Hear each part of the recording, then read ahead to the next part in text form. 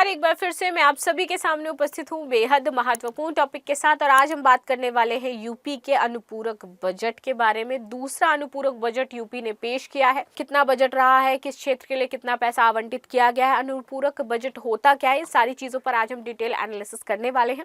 सो बहुत ही ज्यादा इंपॉर्टेंट हो जाता है भाई ये अनुपूरक बजट यूपी के द्वारा पेश किया गया है।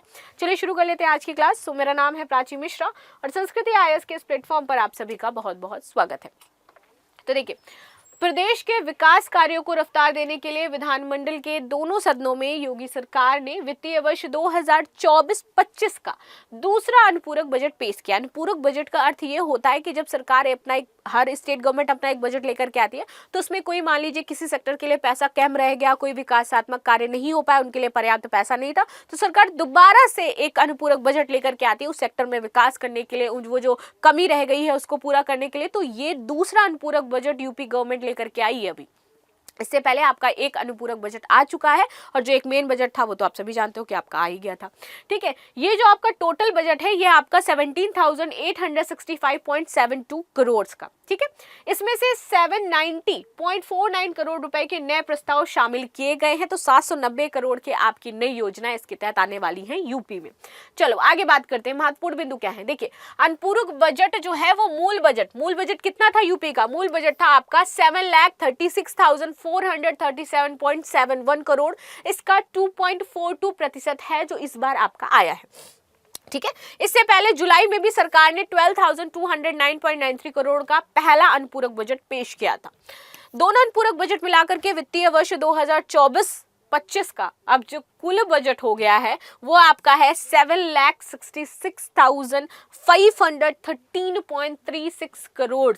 यानी कि आप देखो कि 7 लाख करोड़ का बजट आ रहा है, फिर भी हम देखते हैं कि अभी भी बहुत सारे कंस्ट्रक्शन रुके हुए हैं, चीज़ों का डेवलपमेंट नहीं हो पा रहा है, अंडरपासेस नहीं बन पा रहे, ओवर ब्रिजेस नहीं बन पा रहे हैं, बहुत सारे सेक्टर्स में पैसे की कमी पड़ जाती है, जबकि सरकार बजट इतना लेकर के आती है। चलो, ये तो एक क्वेश्चन मार्क हमारे सामने आ जाता है कि ये पैसा आखिर जाता कहाँ है? तो लोगों के घरों और जेबों में जाता है। तो विधानसभा में वित्त एवं संसदीय कार्य मंत्री हैं सुरेश कुमार खन्ना तथा विधान परिषद के नेता तथा सदन के उप मुख्यमंत्री हैं केशव प्रसाद मौर्य। इन्होंने मिलकर के इस अनुपूरक बजट को पेश किया था। सुरेश खन्ना ने बजट पेश करते हुए कहा कि द्वितीय अनुपूरक बजट 17,865.72 करोड़ रुपए का है। इसमें केंद्रीय योजनाओं का जो हिस्सा होने वाला है वो 422.65 करोड़ रुपए का है। जो केंद्रांश की राशि भी इसमें शामिल है, केंद्र पैसा दे रही है इसमें ऊर्जा विभाग को सबसे अधिक पैसा प्रदान किया गया है, विच इज 8,587.72 करोड़ रुपए देने का प्रस्ताव रखा गया है। तो अब यूपी में जो ऊर्जा संबंधी समस्याएं हैं वो सॉल्व हो जाएंगी, क्योंकि सबसे ज्यादा यहाँ पर जो भाग है किस पर खर्च किया जाएगा? ऊर्जा विभाग पर खर्च किया जाएगा। ठीक है, इससे प्रदेश में बिजली व्यवस्था को और भी बेहतर बनाया जाएगा। बजट के अभाव में जो कार्य रुके हुए थे, जैसे मतलब कि कुछ कार्य रुक गए हैं, नहीं हो पा रहे हैं, पूरा पैसा उनके लिए नहीं मिला, तो अब ये पैसा उन सेक्टर्स को दे दिया जाएगा ताकि वो अपने रुके हुए कार्यों को पूरा कर सके।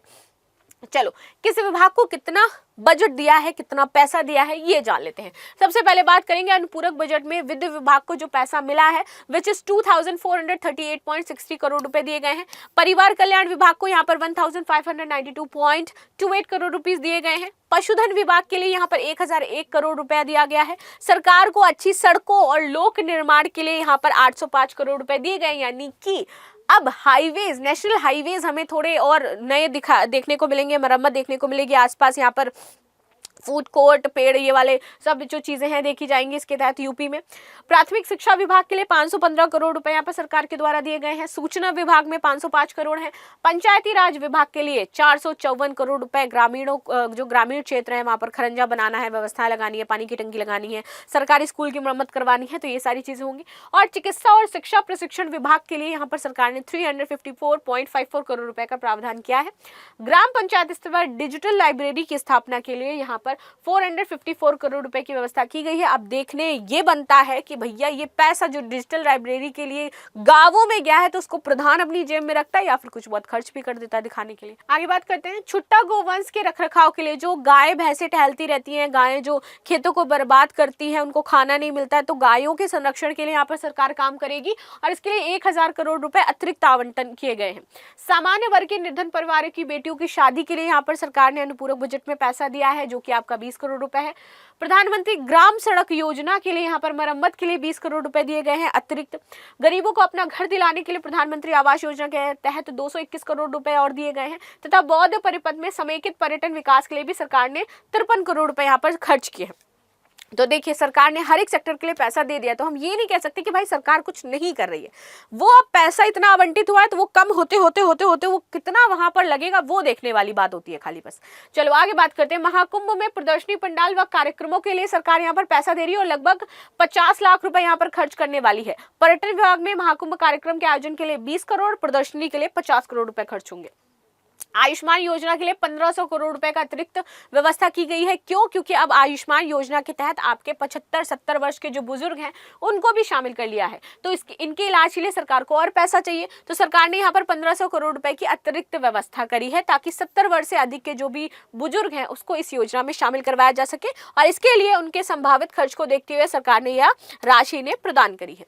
आगे आते हैं। अटल बिहारी वाजपेयी स्मृतियां संजोने के लिए यहाँ पर धनराशि दी गई है, तो उनके पैतृक गांव आगरा के बटेश्वर व अन्य स्थलों के विकास के लिए 49 करोड़ रुपीस प्रदान किए गए हैं और उसको पर्यटन स्थल बनाया जाएगा।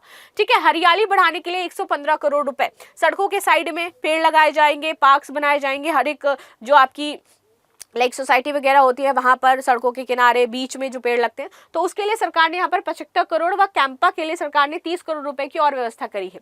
वहीं गोरखपुर चिड़ियाघर में हाथी बाड़ा बनाने के लिए 10 करोड़ रुपए अतिरिक्त दिए गए हैं और यहाँ 2 हाथियों के रहने के लिए बाड़ा बनाया जाएगा, तो इसलिए टोटल 115 करोड़ रुपए यहाँ पर सरकार खर्च कर रही है। तो ये था उत्तर प्रदेश का दूसरा अनुपूरक बजट, जो हमने देखा कि कहाँ पर ये बजट फैलाया जाएगा, दिया जाएगा। सो मिलते हैं हम नेक्स्ट क्लास में, तब तक के लिए धन्यवाद। लाइक शेयर सब्सक्राइब करना बिल्कुल भी ना भूलें and thank you so much.